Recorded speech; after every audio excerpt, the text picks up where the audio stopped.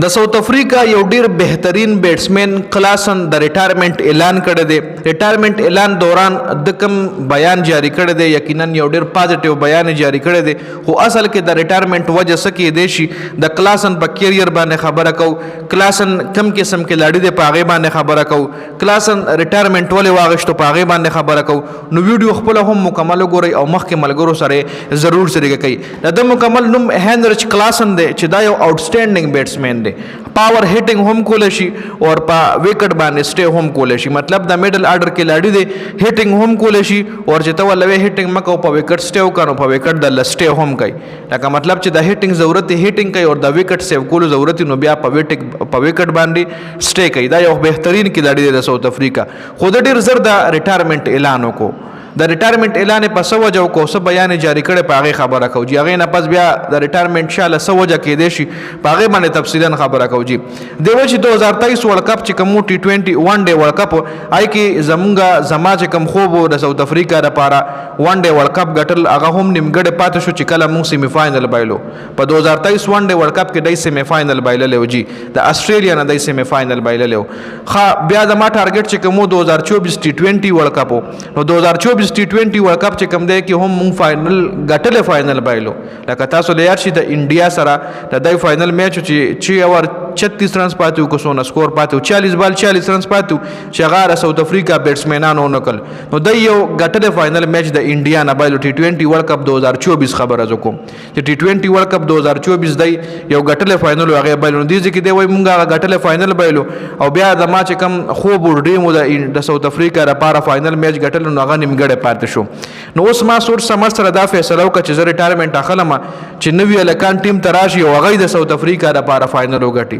لکه ما خو نه ګټلو، زمونږ په قسمت کې بنو.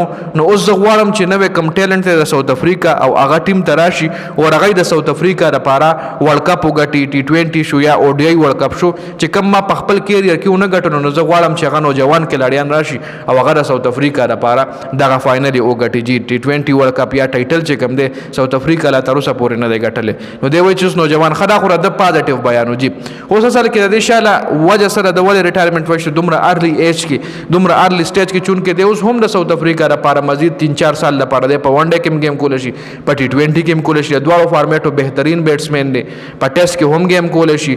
خو د ریټایرمنټ اعلان وشتو. ګوره نن سبا چې کومه زمانه ده د لیګ کرکټو زمانه ده او نن سبا هر سړی هر کھلاړي غواړي چې زه میکسیمم پیسه چاپ کم، میکسیمم پیسه په کم ټایم کې وګټم. نو دې ځکه د ریټایرمنټ اعلان وشتو چې زه یو خو به ساوث افریقا ټیم له نوجوان کھلاړیان راشي او بل چې زما کم دغه د میشن دی لکه زیاته پیسه ګټل صرف لیګ کرکټ کول. لکه یو کھلاړي چې بورډ سره گیم کوي که نه، لکه اوس بابر اعظم دی چې لیګ کرکټ کوي نو دی به NOC اخلي د PCB نه. نو پاکستان کرکټ بورډ بیا دغه کھلاړیانو ته هر لیګ ته NOC نه ورکوي، په کال کې دوه درو لیګونو ته NOC ورکوي. خو چې کله بابر اعظم ریټایرمنټ واخلي نو دی کولاو شروع دی آزاد شو.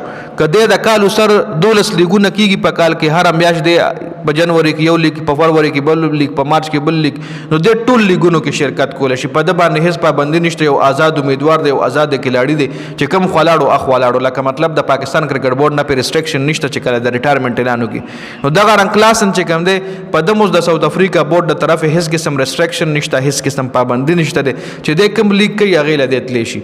نو د خپل ځان آزادولو دپاره ډېر کھلاړیان چې کوم وي هغوی د ریټایرمنټ اعلان وکړي. خو چې څه ټایم ریټایرمنټ اعلان کوي نو دا بیان ورکړي چې موږ نوجوان کھلاړیانو له موقع ورکول غواړو. دغه رنګ د اسټرالیا مارکس ټواینس چې کوم دی هغه هم د ریټایرمنټ اعلان وکړو، هغه هم لیګ کرکټو له ځان روزګاروي او وایي څه به بورډ سره کړېږم ډېرې کمې پیسې به ګټم، وایي به راباندې پابندیان هم لګوي چې دې خوا به نه ځي او خوا به نه ځي، فلاني سره به نه ملاوېږي، ډنګړي سره به نه ملاوېږي، موبایل سره باندې به فلاني سره خبرې نه کوي. لکه چې کوم کھلاړي بورډ سره یې کړه په هغه باندې ډېرې پابندیانې وي چې کله یو کھلاړي په سنټرل کانټریکټ کې وي هغه باندې پابندیانې داسې وي چې لکه چېرته فکسر د سره راشي نو بورډ د هغه مکمل حفاظت کوي چې چېرته دی فکسینګ ونه کړي، چېرته فکسرانو کال ریسیو نه کړي، چېرته فکسرانو سره ډیل ونه کړي. نو هغه بیا په هغه باندې پابندیانې لګوي، ولا وایي چې کولاو به ګرځې نه فلانی کس سره به نه ملاویږي، مشکوک کسانو سره به نه ملاویږي، داسې کولاو انوایرمنټ کې به ګرځې نه، لیګونه به نه کې، که لیګونه کې زموږ نه به یې نوسي اخلي. لکه مطلب دغه ډېر هیډک جوړ وي د کلاړي دپاره. نو اکثر کلاړیان دغه هیډک نه چې ښه کلاړي وي بس ځان ته واخلي، مطلب ریټایرمنټ واخلي او آزاد شي، بس بیا لیګونه کوي صرف. نو دغه رنګ کلاسن به هم صرف تاسو له په لیک ریکټ کې په نظر راځي. جی په دې ویډیو کې د کلاسن حوالې سره د اپډیټ شو د ویډیو کتلو زیاته مننه. والسلام.